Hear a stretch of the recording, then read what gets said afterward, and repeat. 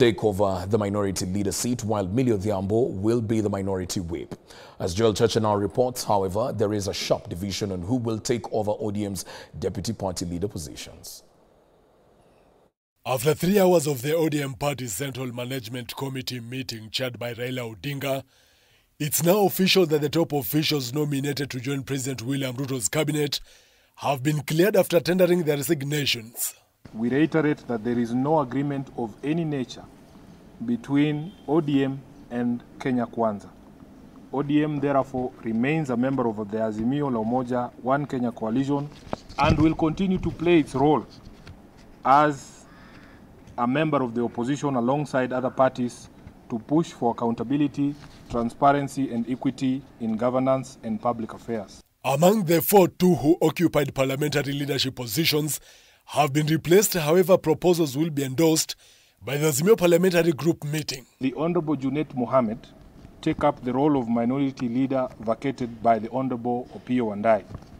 That the Honorable Millie Odhiambo take up the role of minority whip. That the Honorable Caleb Amisi take up the role of chair of PSC, left vacant by Honorable Mbadi, and the Honorable Oundo to take up the seat of Vice Chair of PIC. While it's not clear yet on who will succeed the 2 deputy party leadership positions, coastal ODM leaders are now pushing that they should replace Hassan Joho, who hails from their region. So it is only fitting and fair that one of the deputy party leaders must come from the coast. And we, the representatives from the coast, have met. We have a number of people, a number of leaders from the coast who are interested in this position. All of them highly qualified, all of them equally deserving. But we will make a unanimous decision as to who is the first among equals and present him to the party for selection as deputy party leader. It's believed that the party prefers Mombasa Governor Abdul Swamad Nasir and his Kisii counterpart Simba Arati to take over the senior roles, a matter that is still contentious. Joel Chacha, K24 TV, Nairobi. Elsewhere, the wrangles within the ruling party continues to take center stage, the new battlefront being the Secretary-General position.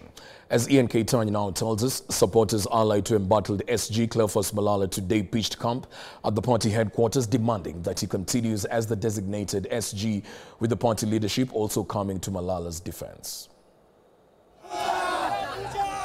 Makao makuu ya chama cha UDA, Hustler Plaza, Ngong Road. Apologies for that. Let's fix this technical hitch as we move on. Jubilee Party, through its Secretary-General, Jeremiah Kioni, now says it will not be part of the push to oust Deputy President Rigathi Gachagua.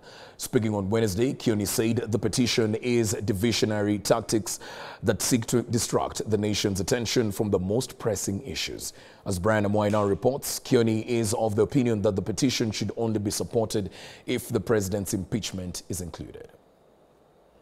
Deputy President Rigathi Gachagua is a man whose fate now hangs in the balance, if at all the threats to get him off his position are anything to go by. The second in command has all chess pieces working against him, as pawns on his side of defense leave him exposed for attack. The latest being a petition to remove him from office. Jubilee Secretary-General Jeremiah Kioni now says the party, together with the Azimio coalition, will not be part of the motion, terming it a diversionary tactic. We also know that they have now started impeachment motions among themselves.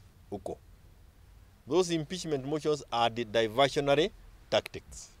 Ni kututoa kwa yale mambo ambayo our young people are talking about. Unless the impeachment, it is of Rigathi or is of William Ruto and Rigathi Gachagua together. Kioni says the motion seeks to divide the nation on ethnic lines. See, you are clearly designed in your mind to bring in the 41 versus 1, a style he used 2007.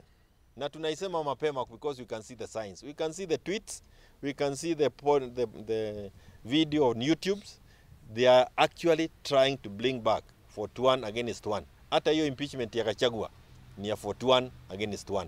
Na wale ambao hawaelewi siasa aina hiyo wakuje tuwaambiwe. Don't be used to get us back to the drains. Further blasting the government for passing blame on other leaders instead of addressing pressing issues raised by the Gen Z. He is looking for fathers and he has gone ahead to point fingers to business people in Mount Kenya, within Mount Kenya, not just in Mount Kenya, but mainly from Mount Kenya region. Na nyinyi wote mnajua kwamba yeye bila kutaja Uhuru ni kama hawezi akakula chakula. Kioni has also affirmed that the opposition coalition is still intact despite evidence of their division, citing a meeting they had today to address issues affecting the coalition. Mengi na machache is that also Azimio is intact and it is strong. ODM will be sorting out with their issues and they will be able to communicate in the coming days what it means to themselves and also to the country when some of their members are already in government. So they are having meetings and I'm sure they will share their resolutions because we have talked among ourselves and raised our concerns and what the public is seeing in those moves. Brian Amoy, K24, Nairobi. A three-judge bench sitting at the Milimani High Court also ordered the state to pay 3 million shillings as compensation to the families of each of the 148 victims who died during the Garissa University attack in 2015. As Electa Nodera now reports, the state has also been faulted for disregarding intelligence information tipped to security agencies before the attack happened. The wheels of justice might have grinded slowly, but justice has finally been served to some extent for the Garissa University College attack victims. April 2nd, 2015 is still engraved in their hearts after the fateful ordeal that claimed 148 lives. The survivors are still nursing wounds, some permanent. Money cannot be a solution to the problem we have. We have lost young ones, the best young ones among us, because of greed for money by certain individuals. Today, blame has been shifted on the state over its recklessness and lackadaisical nature in handling intelligent information that within no time the threats were made real. Security organs failed on their job in quickly laying mechanisms to handle the attack. Case tumekuwa nayo for a long time, since 2017 until today. Ndio imechelewa, but tunashukuru kwa sababu ya judgment ambayo imefanyika. Reward ambayo si nzuri sana, lakini tunashukuru kwa hiyo kidogo.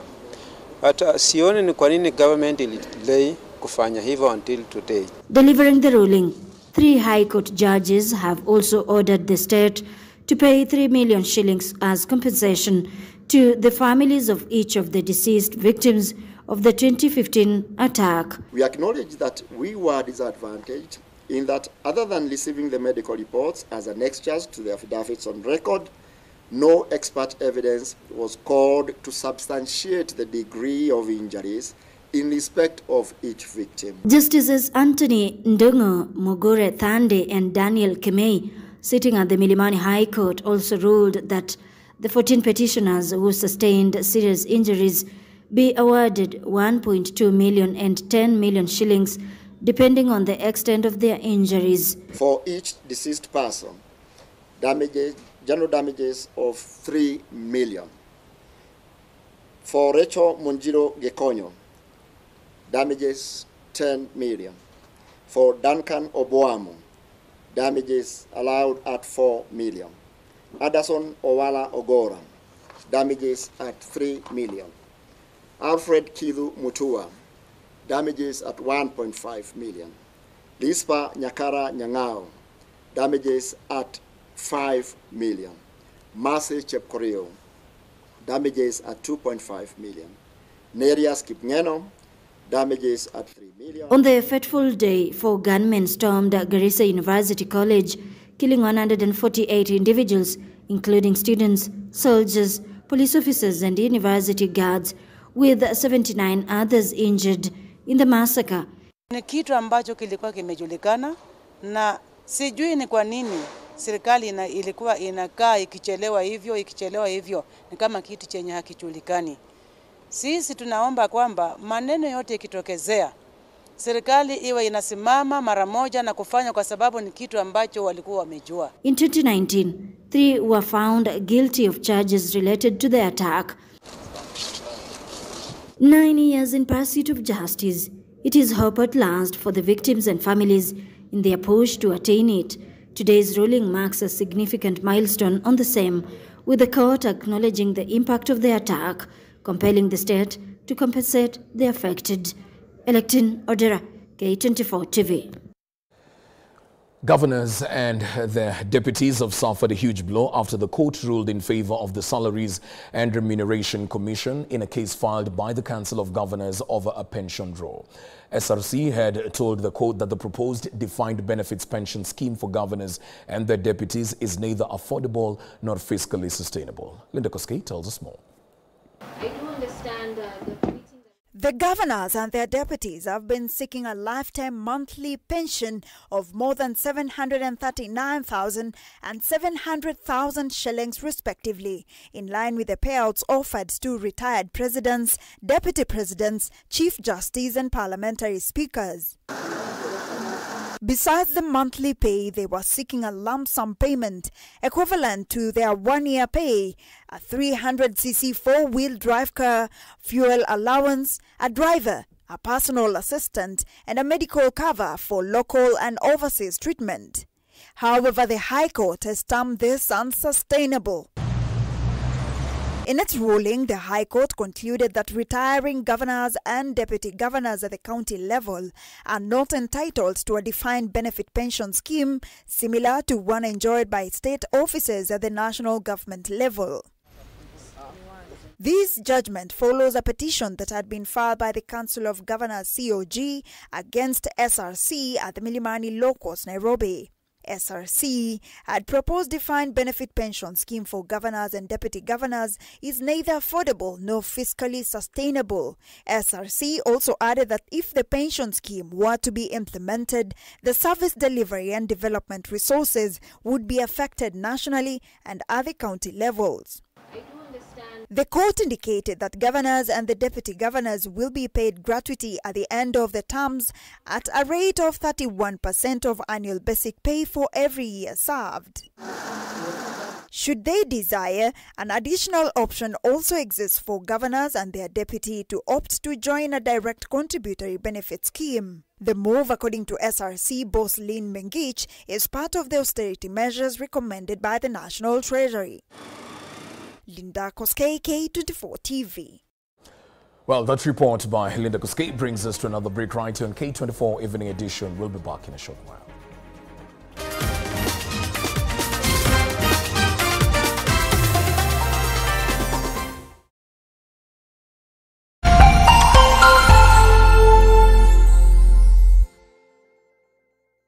Cheza kama wewe na cheza sita. Ushinde hadi mara